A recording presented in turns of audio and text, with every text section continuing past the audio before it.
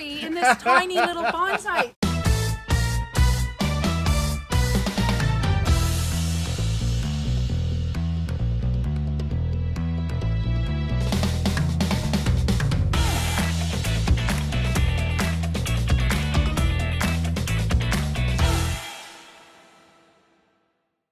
It's Thanksgiving Day here in Canada, and I have a lot to be thankful for. And the latest thing to be thankful for is this hibiscus, which my neighbor gave to me. She no longer wanted it, and upon closer inspection, I think I could figure out why. But that's okay, because I do have plans for it. As you can see, the trunk looks a little rotted, and it's also the braided style, which is not my cup of tea. When we look a little closer, we can see one of the trunks, part of the braid, is completely rotted away.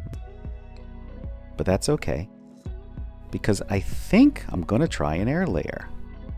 I've never done an air layer before, and I've never had a hibiscus before. So if you have any insights or tips, please let me know.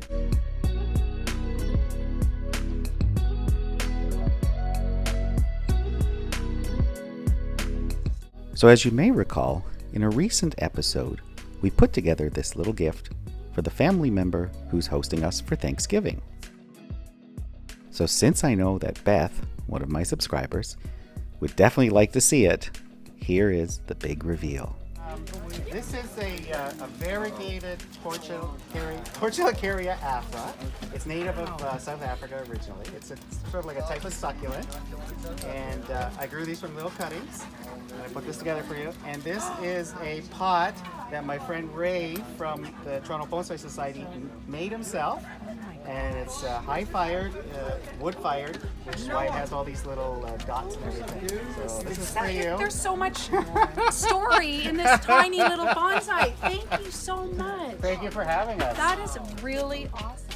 So it's the next day after Thanksgiving, and I've completely recovered from all the turkey.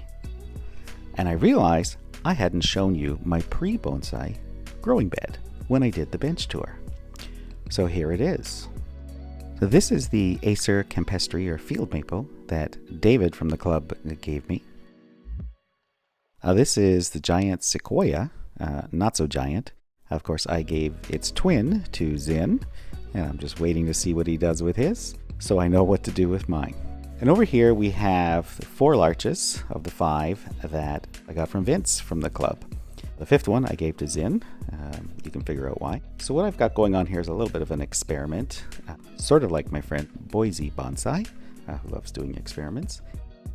One larch I've let completely grow natural. The others are all various states of wiring, a little bit of wiring, or just pure clip and grow.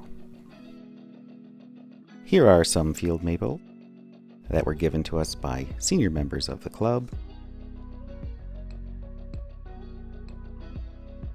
Of course, we have a couple of cotoneasters, which were ground layers coming off of the other 2 cotoneasters I have.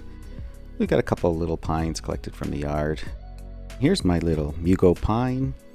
I don't know what to do with him, so I'm just letting him fatten up in the growing bed here. And in case anyone noticed, a lot of these I still have in the pond baskets. That's because I'm planning to, pull most or all of them up in the spring to work on the roots. And I thought that would make it a lot easier. And last but not least is this Japanese spindle, which I propagated from a cutting from Ellen's place. So that's all for today.